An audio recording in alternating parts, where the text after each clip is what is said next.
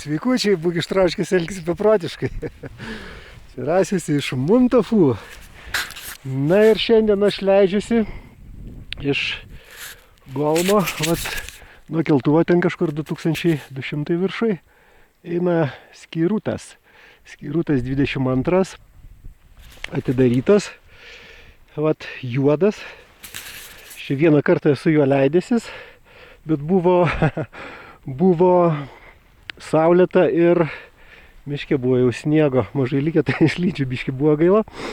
Bet toje pusėje labai neblogai atrodo, bet dabar jau per daug sušylę.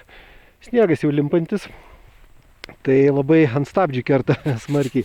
Ir dirbti kojytėm tai reikia normaliai. Atleidžiasi ir daugiau žmonių, bet kur gilus toks išvažinėtas, čia ypatingai sunku važiuoti tokiu. Tiesiog reikia pjaustyti arba greitai lėkti kažkur, arba pjaustyti tokius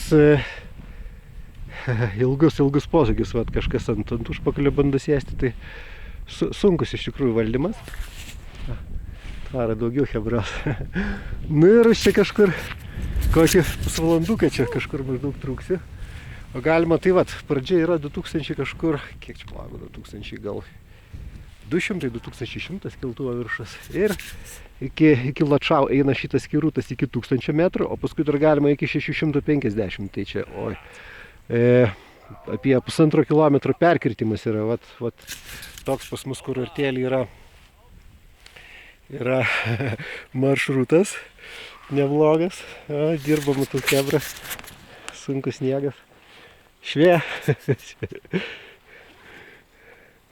Na čia viršūnėlė priešais matosi Sulzfliuch, yra ten Skitūras, čia tiesiai Gaišpice.